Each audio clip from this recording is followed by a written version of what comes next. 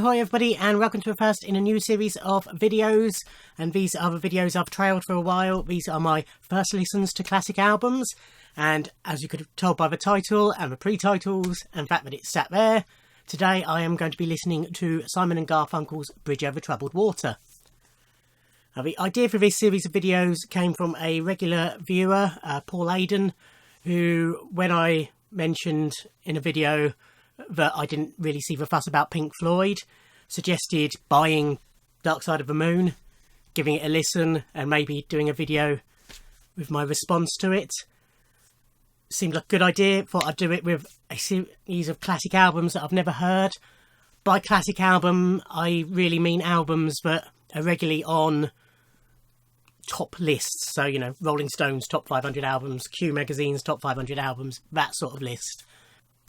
This won't be a regular series of videos. I will literally just be recording them as and when I buy these albums and then when it's time to listen to them.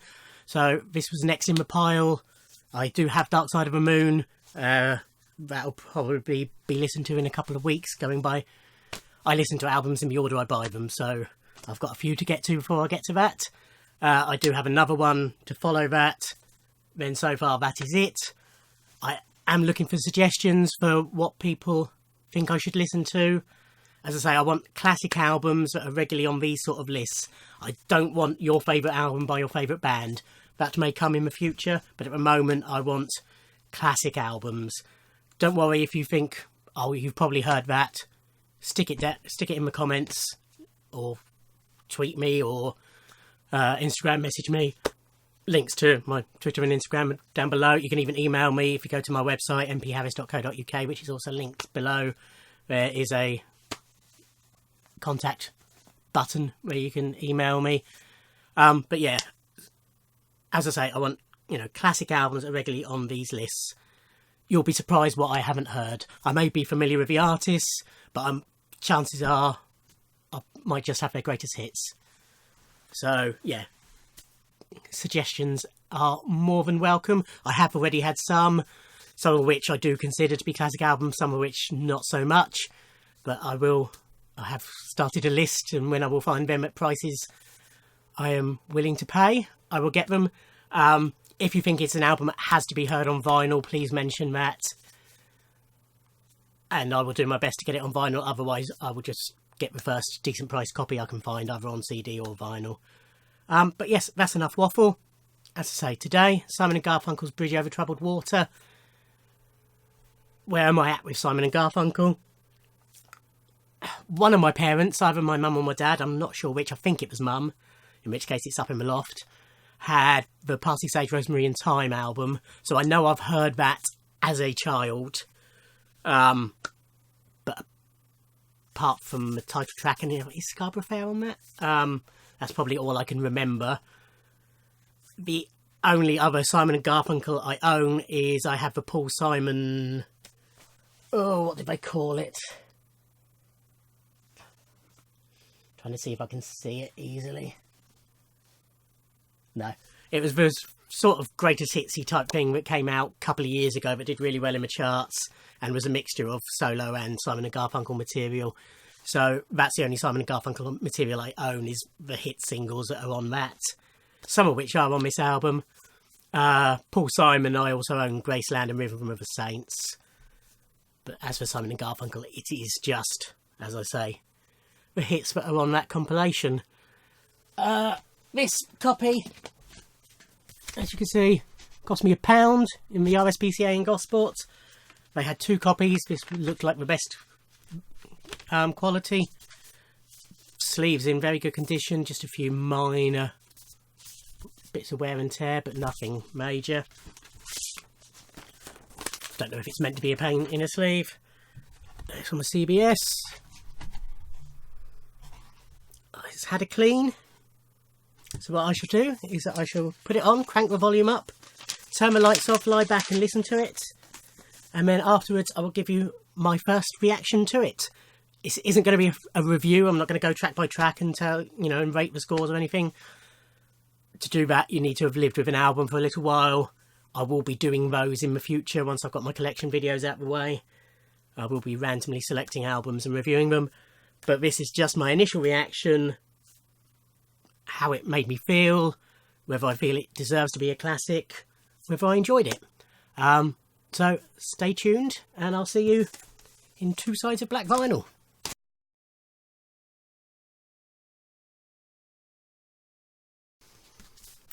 Okay, so I've just finished listening to the album. What are my initial impressions? Overall, really enjoyed the album.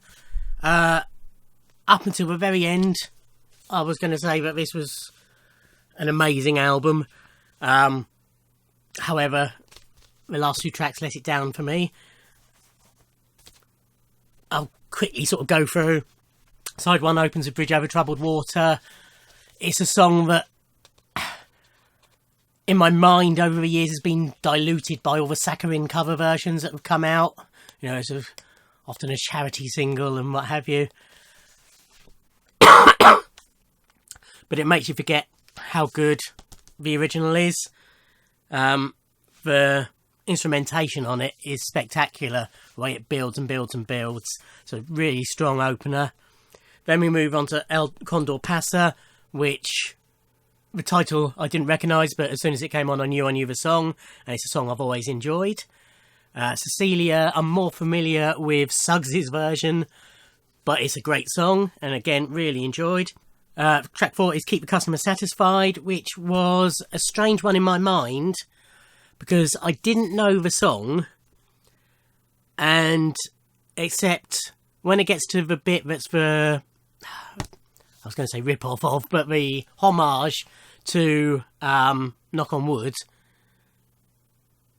I'm assuming, anyway, I'm just thinking out loud, I'll need to check dates on this, because the only versions of Knock on Wood I know are from after this album.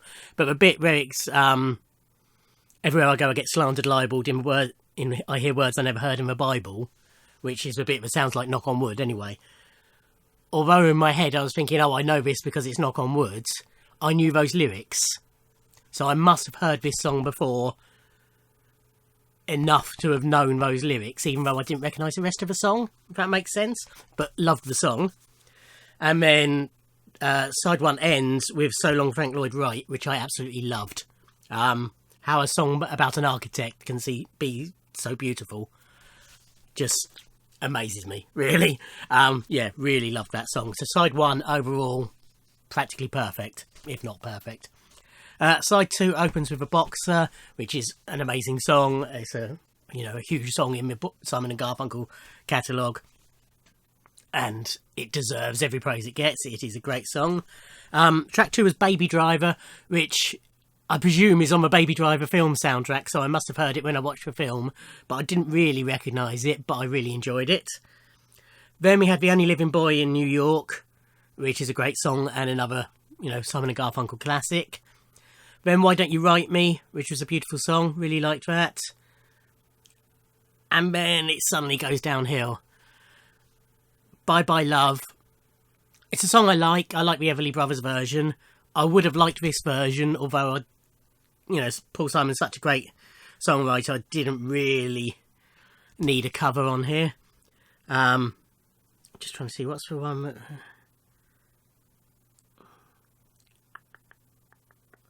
Oh, El Condor Pasa. He translated from a different song. Yeah, so I didn't really need a cover on here. And their singing was fine. But why it's a live version and why the crowd, the audience, are so high in the mix, I don't know. That just ruined it for me, personally. It doesn't even say on here it's a live version and where it was recorded or anything like that.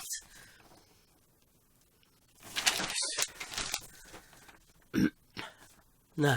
So it's sort of a bit of a bolt out of the blue, and it just, suddenly you got all this crowd noise, and it's so, as I say, so high in the mix, it just ruins it for me. The clapping along I didn't mind, but again, keep it down. And then it ends on Song for the Asking, which was okay. It was a bit short, and it was, just as I was starting to get into it, it had finished. So that didn't do much for me. So first impressions, love the album, definitely worth £1. I would recommend this album You could always stop it before the last two tracks. You might like the last two tracks, it's just personal opinion. Yeah, really strong album overall. Definitely deserves to be a classic album, even if it is let down slightly, in my opinion, at the end. Am I going to give it a score? No, I'm not going to do scores out of 10 on these, as I say, because that would, you know, you need to live with an album to actually review it properly. But yeah, first impression of Simon & Garfunkel's Bridge Over Troubled Water. Really strong album, deserves to be a classic. Yep, so that's the first one of this series. As I say, I've already got 2 albums ready to do when the time comes. Dark Side of the Moon and Carole King's Tapestry. Please, as I say, send suggestions. It doesn't have to be rock. You know, give any genre. Rock, pop, jazz, blues, hip-hop, funk, soul, grime, rap, anything else I've missed, metal. You know, if it's regarded as a classic album and is regularly on top however many album lists, please, as I say, suggest away. Hope you've enjoyed this. Hope you found it interesting. Thank you for watching. Like, comment, subscribe, and I'll see you on another video. Thanks. Bye.